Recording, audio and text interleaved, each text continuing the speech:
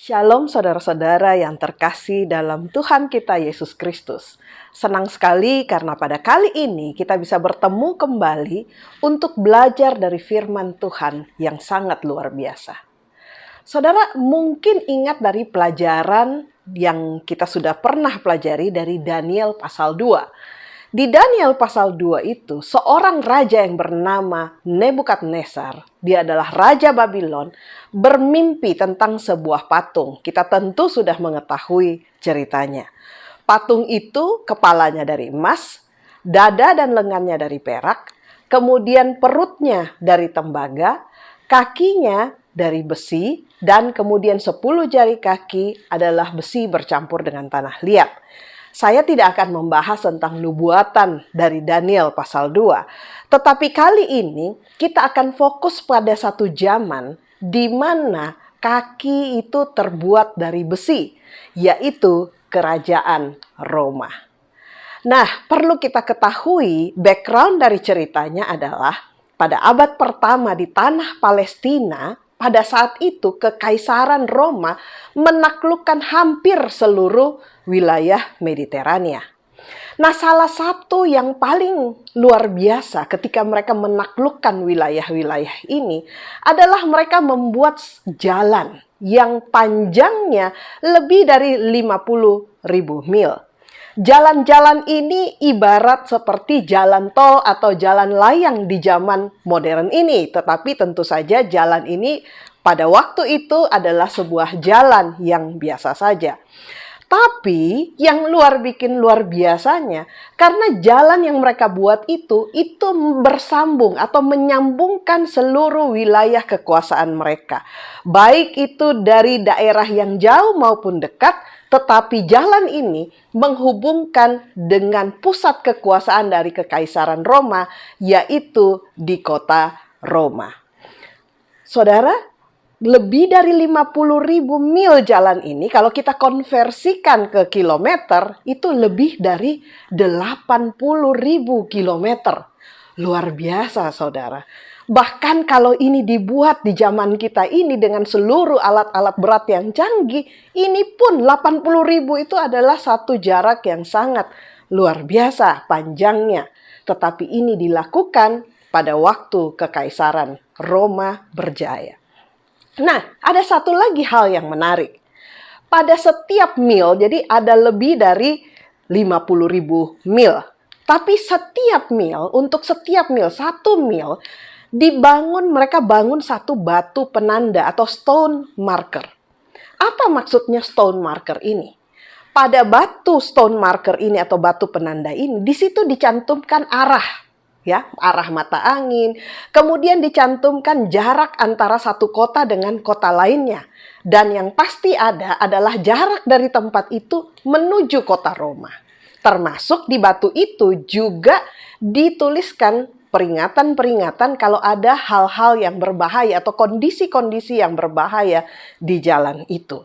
Nah, dari situlah kemudian keluar satu pepatah yang sangat terkenal di seluruh dunia yang berbunyi all roads lead to Rome. Kita mungkin kenal dengan pepatah semua jalan menuju Roma atau banyak jalan menuju Roma. Dimulai dari satu persatu batu penanda yang menandakan jarak menuju Roma.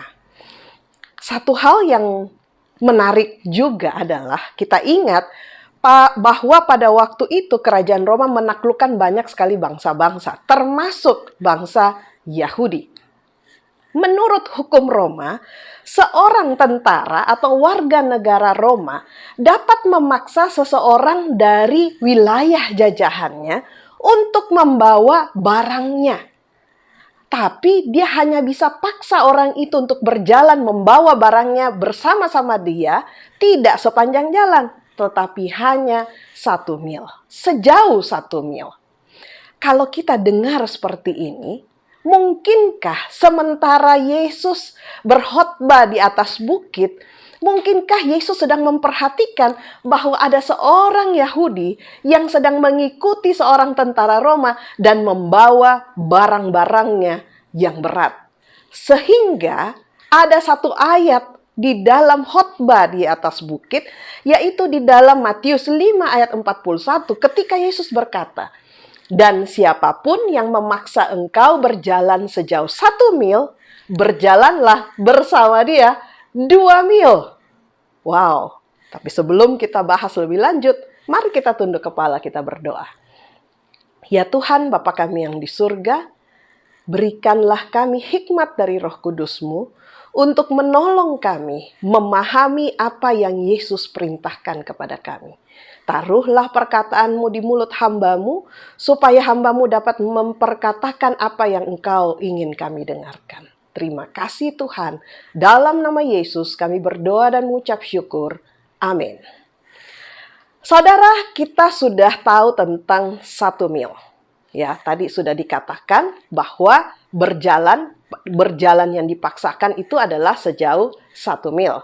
Saudara, berapa jauh 1 mil itu? Coba kalau kita konversikan di dalam kilometer.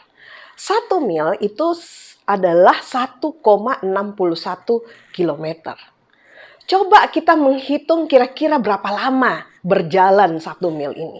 Nah, kecepatan manusia berjalan itu 1,4 meter per detik atau 5 kilometer per jam. Jadi, kalau kita hitung perjalanan berjalan sejauh 1 mil itu sekitar 33 menit atau setengah jam. Jadi, saudara bisa bayangkan ketika kita mungkin sedang jalan, kita sedang berjalan di jalanan, pergi kerja atau ada urusan tertentu, tahu-tahu ada seorang tentara Roma yang memanggil kita, membentak kita, dan katakan, "Hei, kamu, bawa barang saya 1 mil. Ada batu penanda 1 mil sampai ke batu penanda berikutnya."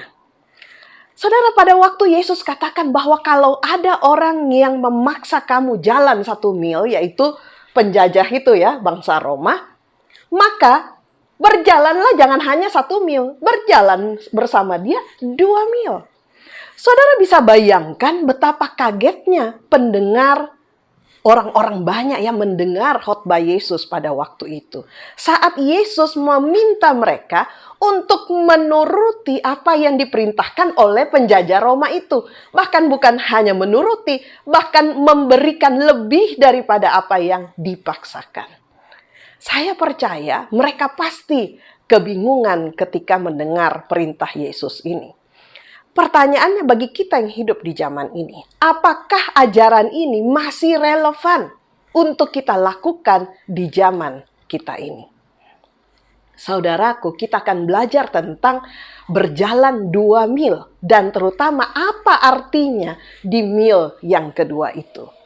Mil yang kedua itu yaitu mil yang ekstra. Artinya sebetulnya kita melakukan atau mengerjakan lebih daripada apa yang diperintahkan atau yang diharapkan. Dan yang saya mau beritahukan kepada saudara-saudari yang terkasih, prinsip dari mil yang kedua ini, extra mile, merupakan sebuah rahasia untuk berhasil, untuk sukses di dalam hidup. Disitulah terletak keindahan dari perintah Yesus yang sepertinya aneh. Bahkan saya cukup lama tidak bisa memahami ayat ini. Tapi sebelum kita membahas ke mil yang kedua, kita harus ingat bahwa sebelum ada mil yang kedua, tentu saja yang harus kita lewati adalah mil yang pertama. Tidak ada mil kedua kalau tidak ada mil yang pertama. Sayangnya, mil yang pertama ini tidak disukai orang. Karena mil yang pertama ini adalah mil kewajiban. Paksaan seperti tentara Roma tadi memaksa untuk berjalan dan mengangkat barangnya. Ini seringkali diabaikan, berat dan sulit dan tidak enak buat kita menurut kepada perintah atau hukum yang ada. Sedangkan mil yang kedua adalah mil mujizat. Tapi kita akan pelajari lebih lanjut apa artinya ini. Nah, kebenarannya saudara, bahwa untuk bisa masuk ke mil yang kedua, kita harus menjalani mil yang pertama. Artinya apa? Saudaraku, tidak mudah untuk bisa menikmati pekerjaan yang wajib kita lakukan. Seperti halnya kita bisa menikmati hal-hal yang memang ingin atau yang kita suka untuk lakukan. Tetapi kita harus tetap melakukan kewajiban kita. Kewajiban atau kehidupan untuk menjadi seorang Kristen sesuai dengan perintah Tuhan, itu ibaratnya seperti meal yang pertama. Meal ini adalah meal berupa kewajiban-kewajiban untuk menuruti apapun yang Tuhan perintahkan kepada kita. Dan inilah yang seringkali kita merasa hidup menjadi seorang Kristen itu tidak enak, berat, banyak aturan. Tetapi saudara, tidak ada mujizat yang akan kita alami ketika kita tidak menurut. Di dalam Matius 5 ayat 20, Yesus bahkan bilang seperti ini. Aku berkata kepadamu, jika hidup keagamaanmu tidak lebih benar daripada hidup keagamaan ahli-ahli Taurat dan orang-orang Farisi, sesungguhnya kamu tidak akan masuk dalam kerajaan surga. Artinya, orang-orang Farisi dan ahli Taurat sangat menekankan penurutan terhadap hukum seperti meal yang pertama. Dengan kata lain, kalau kita mau masuk surga, kita tetap harus melakukan kewajiban kita. Tetapi tidak cukup hanya sampai di situ. Nah, Tuhan Yesus katakan di Matius 5 ayat 46, apabila kamu mengasihi orang yang mengasihi kamu, apakah upahmu? Bukankah pemungut cukai juga berbuat demikian? Artinya, kalau kita memang baik kepada orang yang baik kepada kita, tidak ada bedanya kita sebagai orang Kristen. Kalau kita juga jahat kepada orang yang jahat kepada kita, apa bedanya dengan orang-orang yang tidak mengenal Tuhan? Dan apabila dilanjutkan di ayat 47, apabila kamu hanya memberi salam kepada saudara-saudaramu saja, apakah lebihnya dari perbuatan orang lain? Bukankah orang yang tidak mengenal Allah pun berbuat demikian? Karena itu, haruslah kamu sempurna, sama seperti Bapamu di surga adalah sempurna. Kita diminta untuk tetap melakukan kewajiban kita. Dan bukan hanya itu, tetapi juga melakukannya lebih daripada itu. Memang saudara, langkah pertama untuk bisa menurut dalam hidup kekristenan adalah yang paling berat. Mengapa? Karena mengacaukan jadwal kita. Saat kita belajar contohnya tentang hukum, 10 hukum Allah. Hukum yang keempat berkata, ingatlah dan kuduskanlah hari Sabat. Padahal justru mungkin disitulah kita bisa bersenang-senang, atau mungkin justru toko kita paling ramai di hari Sabtu, mengacaukan jadwal kita. Tapi kita perlu untuk menurut kepada hukum. Menuruti Tuhan yang Tuhan perintahkan kepada kita juga mungkin akan menelan harga diri kita. Bayangkan kita diminta untuk mengasihi musuh kita. Yang benar aja, harga diri kita harus ditelan mentah-mentah. Sepertinya ini kita memikul suatu beban yang berat. Saudaraku, memang langkah pertama, meal pertama selalu paling berat. Kalaupun kita mau hidup sehat, kita mulai berkomitmen di awal tahun, wah saya mau olahraga. Saudara, langkah pertama yang paling berat dalam berolahraga adalah ketika kita mulai berolahraga. Yang paling berat kalau kita mau makan sehat juga adalah langkah pertama. Dan pada waktu kita mau menghafal ayat-ayat Alkitab untuk kita selalu ingat dalam pikiran kita, langkah pertamalah yang paling berat. Tapi saudara, coba kita renungkan. Banyak orang yang hanya ingin menikmati mujizat di meal yang kedua, tetapi mereka tidak mau mengerjakan kewajibannya di meal yang pertama. Meal yang kedua ini adalah meal yang membedakan antara seseorang dengan orang yang lain. Dan meal yang kedua ini hanya bisa terjadi ketika kita dengan sungguh-sungguh, dengan segenap hati melakukan kewajiban kita menurut pada meal yang pertama, yaitu menurut kepada perintah Tuhan. Prinsip pertama dari meal yang kedua adalah tentang bahwa meal ini adalah tentang membahas tentang siapa yang berkuasa. The mastery meal.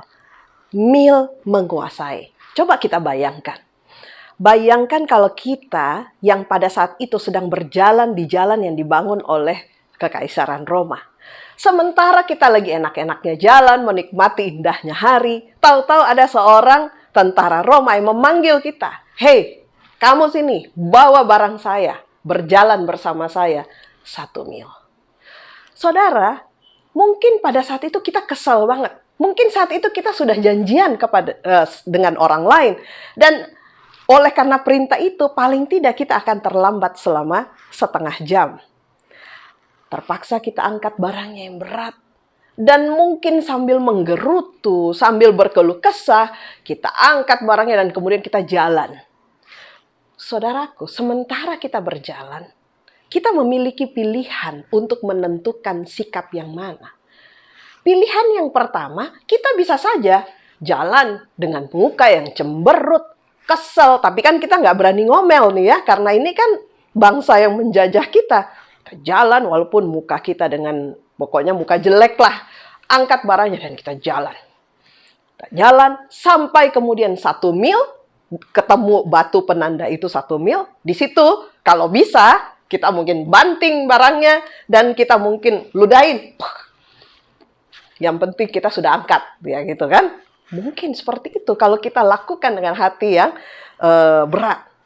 Tapi ada pilihan kedua. Pada waktu kita angkat barangnya, kita kemudian jalan, dan kita kemudian jalan dengan senyum.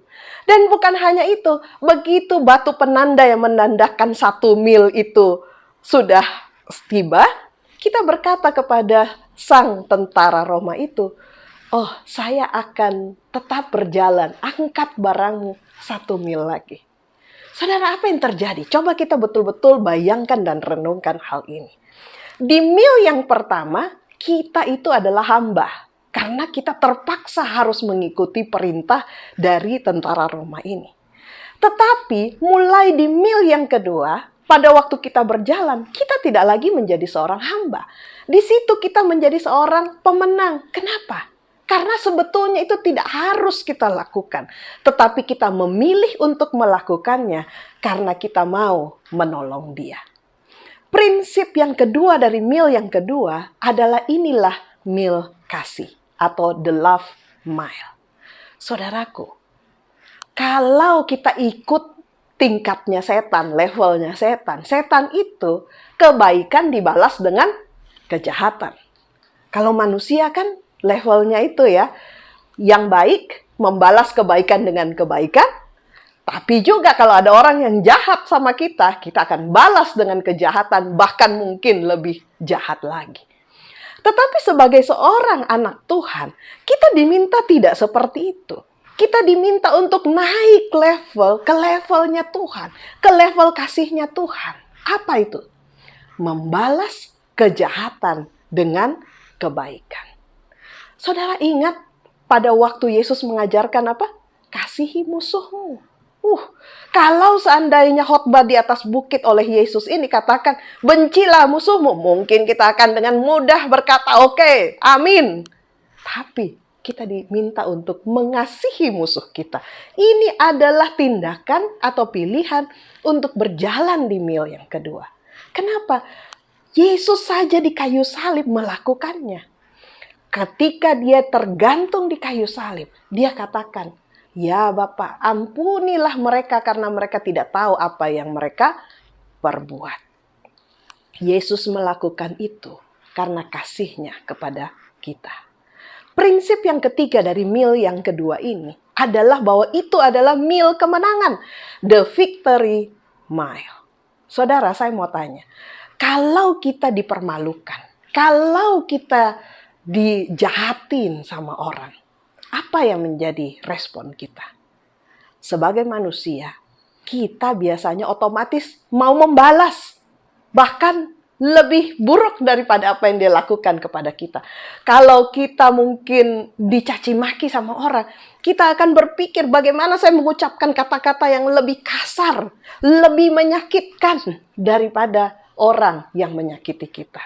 Itulah tingkat manusia. Tetapi Yesus kan bilang, ya, di dalam Roma 12 ayat 19, Paulus menulis bahwa saudara-saudaraku yang kekasih, janganlah kamu sendiri menuntut pembalasan. Tetapi berilah tempat kepada murka Allah. Sebab ada tertulis, pembalasan itu adalah hakku, hak Tuhan. Akulah yang akan menuntut pembalasan, firman Tuhan. Jadi pembalasan adalah hak Tuhan. Walaupun di banyak film yang kita nonton, intinya atau inti pelajarannya adalah kalau ada orang yang jahat kita harus balas, kita harus kejam terhadap orang itu. Tetapi Alkitab tidak mengajarkan seperti itu. Bahkan Alkitab mengatakan, kalau seterumu lapar, berilah dia makan. Kalau dia haus, berilah dia minum. Dengan berbuat demikian, kamu menumpukan bara api di atas kepalanya. Dan janganlah kamu kalah terhadap kejahatan, tetapi kalahkanlah kejahatan dengan kebaikan. Saudara bisa bayangkan apa artinya perintah ini? Jadi bisa coba kita bayangkan, ketika kita jalan bersama saudara Roma, dan kemudian kita bawa bebannya yang berat itu, barang-barangnya dia, gantinya kita ngomel, gantinya kita cemberut.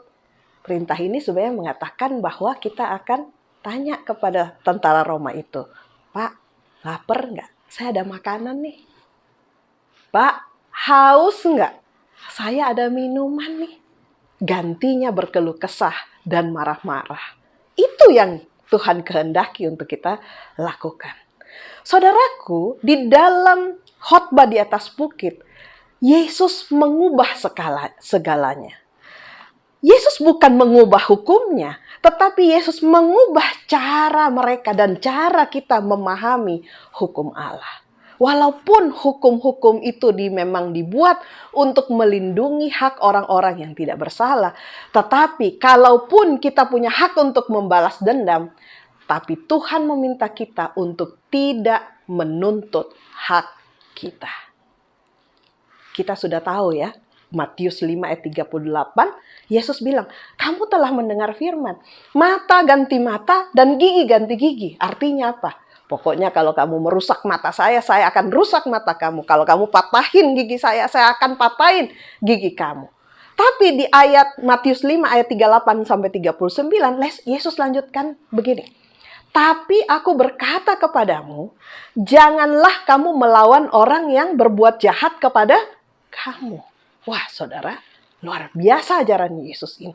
Jangan melawan orang yang berbuat jahat kepada kamu. Dan kemudian Yesus memberikan sebuah ilustrasi yang sangat terkenal. Yesus katakan, melainkan siapapun yang menampar pipi kanan kamu, berilah juga kepadanya pipi kirimu. Ini sih udah kelewatan nih ya. Berbicara soal tamparan, ada satu peristiwa yang sempat geger di dunia ya, yaitu pada waktu acara penyerahan Piala Oscar tahun 2022 yang lalu. Seorang pembawa acara, Chris Rock, bercanda dengan menyebut nama istri dari seorang aktor, Will Smith. Dan kemudian Will Smith menjadi marah dan dia naik panggung dan dia kemudian menampar pipi dari Chris Rock. Peristiwa ini dikenal dengan Will Smith slap. Karena dia saking emosinya.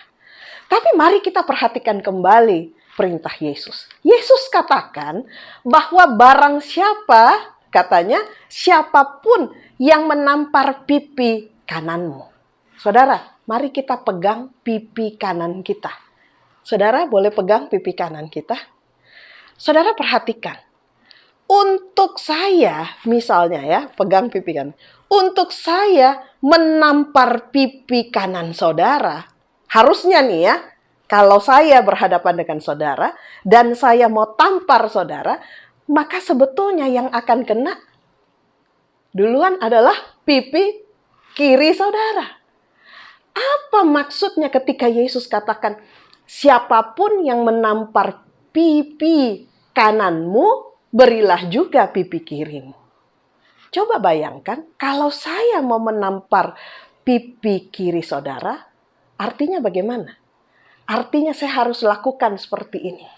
Ya, jadi saya bukan, kalau kita emosi, kita tampar orang, kita akan pukul, akan tampar pakai tangan kanan kita. Ya, umumnya kita bukan kidal ya. Jadi kita akan tampar dia, dan yang kena adalah pipi kiri duluan.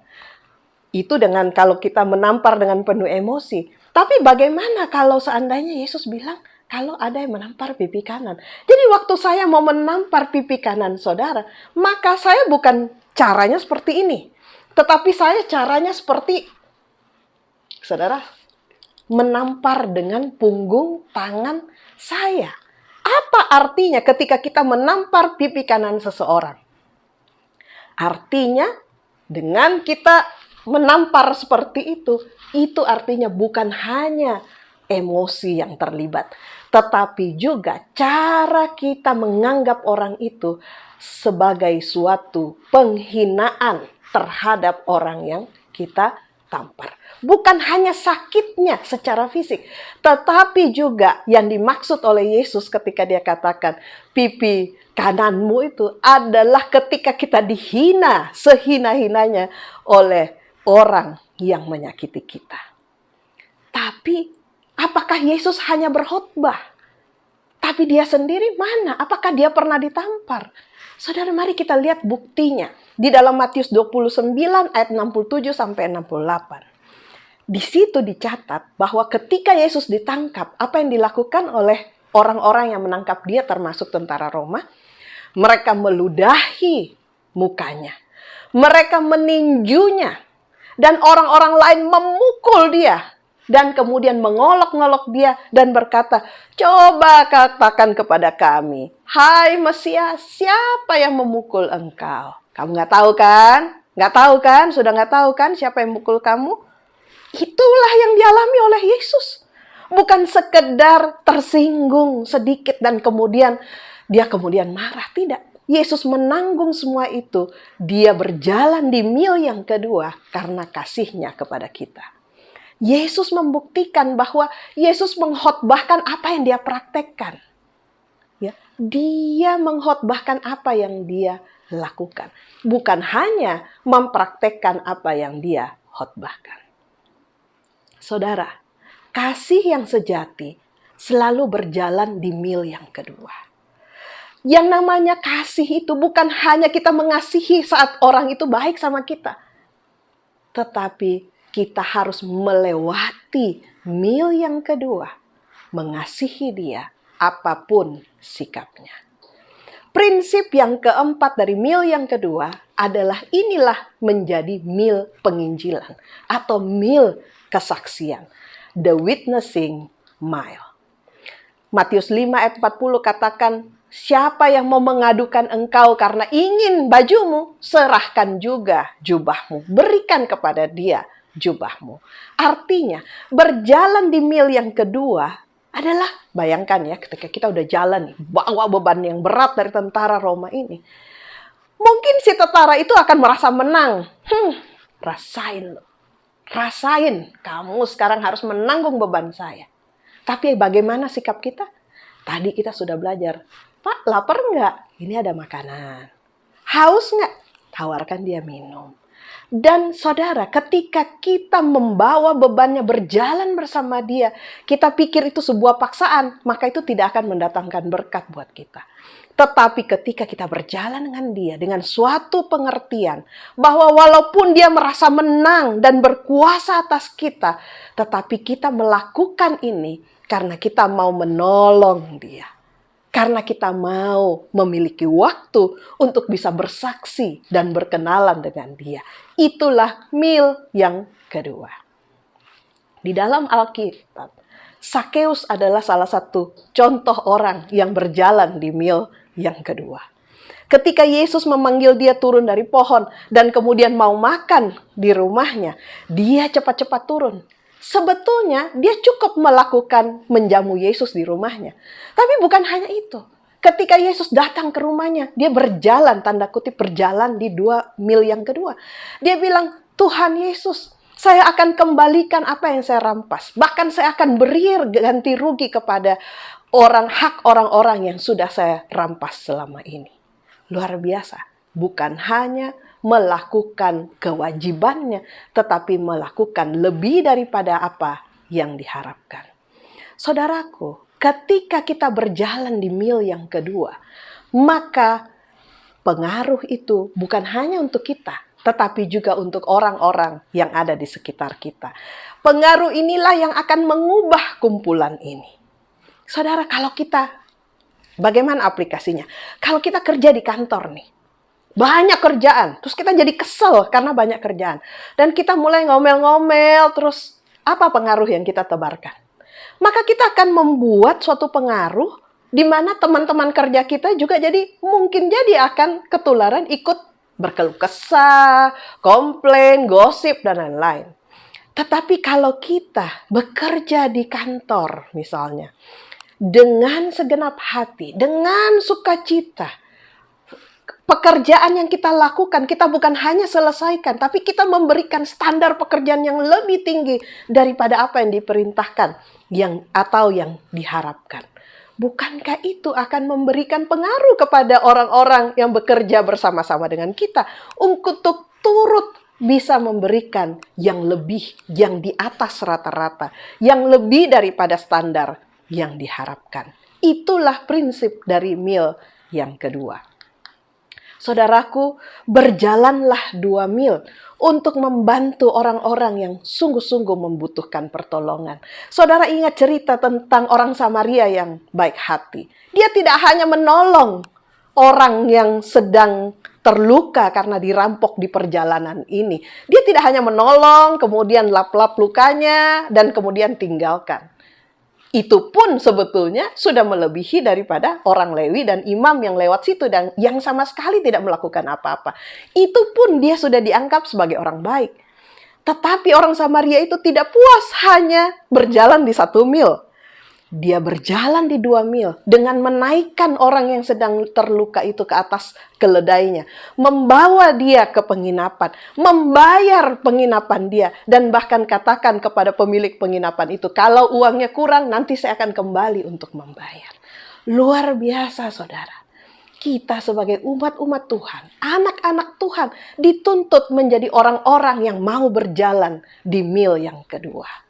Saudaraku, Yesus juga katakan bahwa kasihilah. Mungkin Yesus bilang, kamu sudah dengar firman. Kasihilah sesamamu manusia dan bencilah musuhmu. Itu yang tadi saya katakan. Itu yang kita tahu selama ini.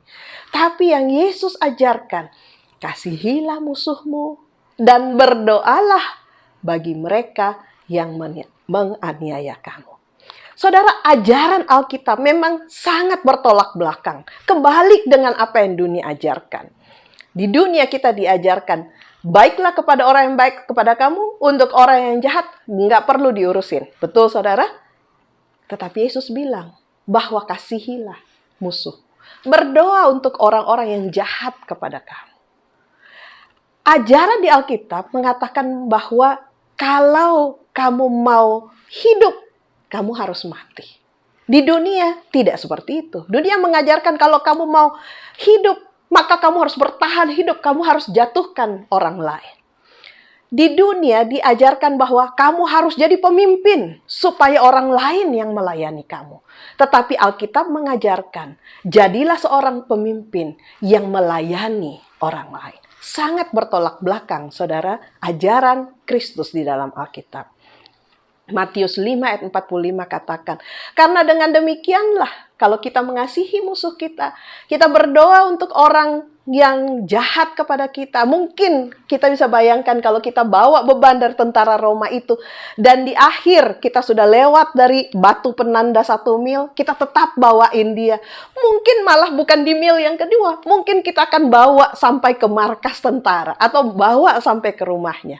Maka di akhir dari perjalanan itu, kita mungkin bisa menawarkan, bolehkah saya berdoa dengan kamu? Bukankah itulah kesempatan bagi kita untuk menjadi saksi tentang siapa Tuhan kita itu? Matius 5 ayat 45 katakan, dengan demikianlah, baru kamu bisa disebut sebagai anak-anak Bapamu yang di sorga. Karena Bapa yang di sorga, dia menerbitkan matahari bukan hanya untuk orang yang baik, tetapi untuk orang jahat dan orang baik. Bapa yang di surga menurunkan hujan bukan hanya untuk orang benar, tetapi untuk orang benar dan orang yang tidak benar. Kalau Bapa yang di surga melakukan itu, apakah mungkin kita yang mengaku sebagai anak-anaknya tidak melakukan hal itu? Kurang dari itu. Saudara, berjalanlah 2 mil untuk musuhmu dan orang-orang yang menganiaya kamu. Ada sebuah kesaksian atau kisah nyata dari seorang muda yang pada waktu masa mudanya sudah terlibat human trafficking, penjualan orang. Waktu dia masih muda, dia diambil dari rumah ayahnya dan kemudian dia dijual di negeri yang asing. Dia memiliki pilihan. Bisa saja dia berpikir, saya ini kan cuma dijual jadi budak, saya kerja asal-asalan saja, yang penting saya sudah lakukan kerjaan saya. Tapi kisah nyata ini, dia tidak seperti itu. Dia adalah tipe orang yang mau berjalan 2 mil, yang selalu melakukan lebih daripada apa yang diwajibkan kepada dia. Dia kerja dengan sungguh-sungguh, dengan sukacita, dan seisi rumah tempat dia dijual itu menyukai dia. Bahkan dia dipercayakan untuk segala harta benda dari majikannya yang ada di situ. Sayangnya, suatu kali dia dituduh untuk terlibat satu skandal. Istri dari majikannya menggoda dia dan kemudian memfitnah dia, mengatakan bahwa si orang muda ini yang menggoda istrinya untuk tidur dengan dia. Tapi itu tidak benar. Akhirnya dia masuk ke penjara. Di penjara pun, di tempat yang sepertinya tidak ada kesempatan untuk bisa berbuat baik, dia juga melakukan kebaikan. Dia baik kepada sipir penjara, dia bantu sipir penjara, dia lakukan semuanya dengan segenap hati dan sungguh-sungguh. Dan tidak lama kemudian, kita tahu sebetulnya ceritanya. Siapa ini?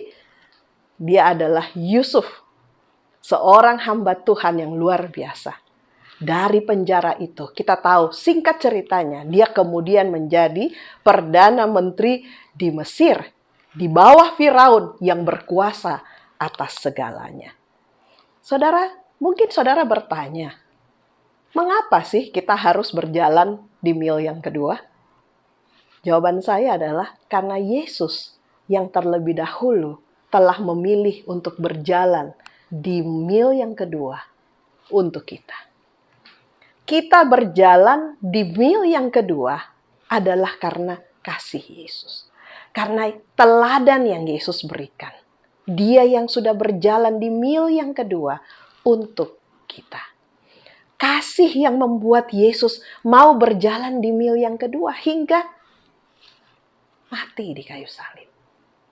Yesus menjalani mil yang pertama saat dia tinggalkan sorga yang mulia. Saat dia menjadi manusia, tapi dia tidak berbuat dosa.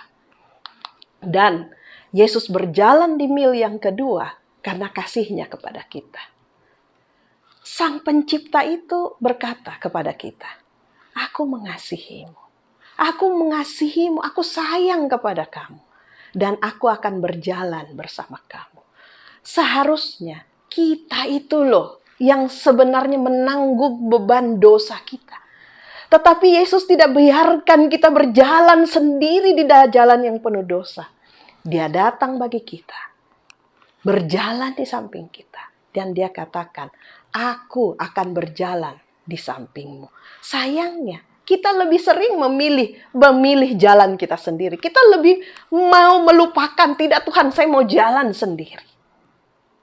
Dan bukan hanya itu. Yesus tidak hanya berjalan 1 mil untuk kita.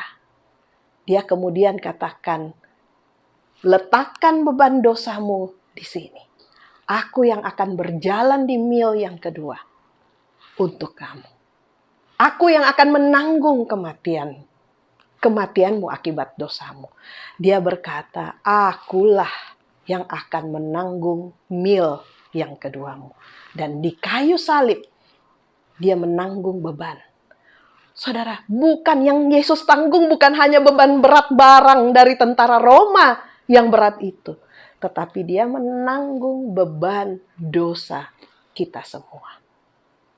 Yesus menanggung beban dosa kita semua. Oleh karena kasihnya, kepada kita. Dan oleh apa? Karena apa yang Yesus lakukan, kita ada di sini. Kita hidup, kita diberikan berkat dengan mengenal Dia. Seseorang yang sudah menanggung beban dosa kita. Seseorang yang mau menemani kita melewati semua kesusahan hidup di mil yang pertama. Tapi tidak hanya berhenti, tetapi berjalan di mil yang kedua untuk kepentingan kita. Dan saya percaya, seperti halnya saya, oleh karena apa yang Yesus lakukan, sejak saat itu, hidup saya, sejak saya kenal Yesus, hidup saya tidak akan pernah sama lagi seperti sebelumnya. Karena saya memiliki Yesus yang berjalan ekstra untuk keselamatan saya. Saudaraku, berjalanlah 2 mil dalam pengampunan. Ampunilah orang lain. Bukan hanya orang yang sudah minta maaf kepada kita, bahkan orang yang jahat kepada kita. Berjalanlah 2 mil dalam memberi. Bantulah, tolonglah orang. Jangan berhitung-hitung. Berjalanlah 2 mil ekstra untuk bisa memberi dan membantu orang lain. Dan terutama saudara, berjalanlah 2 mil dalam melayani Tuhan kita. Jangan kita hitung-hitung berapa uang, berapa tenaga, berapa waktu. Tapi berjalanlah, berikanlah segalanya. Bahkan yang di luar dari apa yang bisa dibayangkan. Untuk melayani pekerjaan Tuhan. Supaya nama Tuhan ditinggikan. Supaya lebih banyak orang yang kenal tentang Allah yang penuh kasih dan kuasa. Oleh karena itu saudara, maukah saudara berjalan 2 mil bersama dengan Yesus? Kalau saudara mau, mari kita tunduk kepala, kita berdoa. Ya Tuhan Bapa kami yang di surga, terima kasih untuk firman Tuhan yang menjamah hati kami. Tolonglah kami ya Tuhan. Kami rindu untuk mengikuti teladan Yesus. Kami rindu untuk bisa layak disebut anak-anak Tuhan. Kami rindu untuk bisa menurut kepada hukum-hukum Tuhan. Dan bahkan bukan hanya itu, melakukan lebih daripada apa yang diharapkan atau diperintahkan. Kami rindu agar kehidupan kami dapat menjadi berkat dan membawa nama Tuhan tinggi mengatasi segalanya. Oleh karena itu, berikanlah Roh Kudus-Mu. Tolonglah kami untuk sanggup berjalan, bukan hanya di mil yang pertama, tetapi juga di mil yang kedua, untuk kemuliaan nama-Mu. Terima kasih ya Tuhan. Di dalam nama Yesus, kami berdoa dan mengucap syukur. Amin. Shalom saudara, Tuhan memberkati kita.